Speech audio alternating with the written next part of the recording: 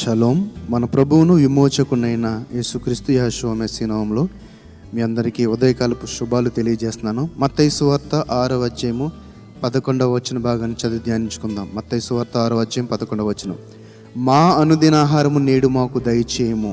మా అనుదిన ఆహారం నేడు మాకు దయచేయము. ప్రభునందు ప్రియులారా, మామూలుగా ఈ లోక సంబంధమైన ఆలోచనలు ఒకసారి ఆలోచిస్తే గనక మరి ఎన్నో దేశాల్లో ప్రజలు ఇప్పటికీ కూడా సరైన ఆహారం లేని స్థితిని, 2 పూటలు తినలేని స్థితిని కలిగి ఉన్నారని మనం వార్తల్లో చూస్తూ ఉంటాము. అయితే ఇక్కడ ఆ ఆకలిని తీర్చేవాడు ఎవరంటే కనుక తండ్రి అయిన దేవుడే. ఇక్కడ మనం చూస్తున్నట్టు మా అనుదిన ఆహారం నేడు మాకు దయచేయమని భక్తుడు చేస్తున్న యొక్క ప్రార్థన, యొక్క పరలోక ప్రార్థనలో ఈ యొక్క మాటను మనం చూస్తున్నాం. మా అనుదిన ఆహారం నేడు మాకు దయచేయము. అయితే తిమోతి మొదటి పత్రిక 6:8 అంటాడు కదా. మొదటి తిమోతి 6:8 కాగా అన్న వస్త్రములు గలవారమై ఉండి వాటితో తృప్తి పొంది ఉందము. కొంతమందికి ఎంతున్నా కూడా ఆ యొక్క ఆశ పోద, దురాశ దుఃఖానికి చిరని ఒక సామెత మనకు తెలుసు. కాబట్టి దురాశ వల్ల దుఃఖము తప్ప, లేకపోతే సమాధానాన్ని కోల్పోయే స్థితిని తప్ప మరేమీ ఉండదు. కాబట్టి మనకున్న వాటితోనే, అన్న వస్త్రములు గలవారముని వాటితోనే తృప్తి పొంది ఉందము. తింటకు ఆహారము, నివసించుటకు మరి చక్కటి ఇల్లు, కట్టుకుని వస్త్రములు ఉంటే చాలు. అంతకు మించి ఇంకా ఆ దురాశ కలిగి ఉంటే కనుక, ఏదో సాధించి సంపాదించిన ఆశ కలిగి ఉంటే కనుక మనము తండ్రి అయిన దేవుని ప్రేమను కోల్పోతాము. నిన్న చెప్పుకున్నాం కదండి.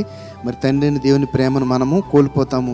ఆ యొక్క దురాశ నుండి, మనది కాని దానిని ఆశించే ఆ స్థితి నుండి మనం విడుదల పొందే కనుక మనం సంపూర్ణమైన సంతోషము, సమాధానం కలివారిగా ఉంటాం. కాబట్టి మనం చేయవలసిన ప్రార్థన ఒకటే, నేడు మా అనుదిన ఆహారం నేడు మాకు దయచేయము. అంటే ఈ రోజుకి సరిపోయిన ఆహారం మాకు దయచేయండి తండ్రి అని ప్రార్థన చేస్తే చాలంట. ఈ వాక్యానుసారముగా మా అనుదిన ఆహారం నేడు మాకు దయచేయము. ఈ రోజు మాకు దయచేయండి, రేపటిది రేపే, తర్వాత ఏ రోజు ఆ రోజే తండ్రి మనకి మనం తృప్తి కలిగి ఉంటే కనుక, ఆయన మీద ఆధారపడి ఉంటే తండ్రి తప్పకుండా నా కడుపు నింపుతాడు.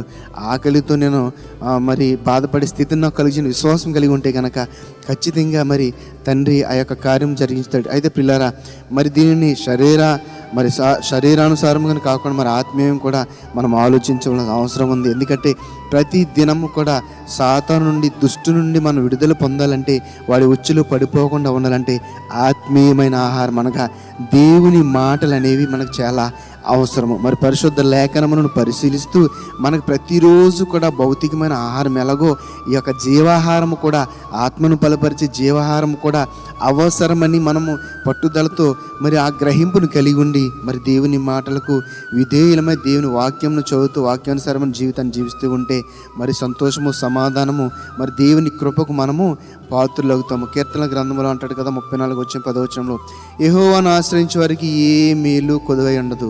మొట్టమొదటిగా మరి ఆ యొక్క మేలు, ఆ యొక్క దీవెన మనకు కావాలంటే మనం ఎవరిని ఆశ్రయించాలండి? యెహోవాను ఆశ్రయించాలి. తండ్రి మీద ఆధారపడాలి, ఆయన వైపు చూడాలి. ఏ శోధ వచ్చినా, ఏ వేదన వచ్చినా. కాబట్టి మా అనుదిన ఆహారం నేడు మాకు దయచేయము అనగా ఉన్నంతలో తృప్తి కలిగి, సమాధానం కలిగి జీవిద్దాం. అట్టి కృప తండ్రి అయిన దేవుడు మనందరికీ దయచేయను గాక. ఆమేన్. పరిశుద్ధుడా మమ్మల్ని కన్న తండ్రి, నీకు వందనాలు, స్తోత్రాలు నాయన.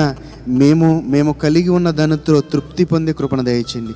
మేము కలిగి ఉన్న దానితోనే తండ్రి ప్రభా మేము ఆనందము, సంతోషము కలిగి ఉండే కృపణ దయచేయండి. దురాశలకు పోకుండా, మాకు కాని దానిని, మేము సాధించలేని దాని మీద ఆశ కలిగి తండ్రి సమాధానం పోగొట్టుకొని తండ్రి నాయన అపవాది వైపు వెళ్ళిపోకుండా, నాయన ఆ శోధనలో పడిపోకుండా, శోధనను తప్పించి తృప్తి కలిగిన జీవితాన్ని మాకు దయచేయమని, కృపలు భద్రపరచమని నజరేయుడైన యెహోవా మెస్సీ నామములో ప్రార్థనకి వేడుకొనుచున్నాము తండ్రి.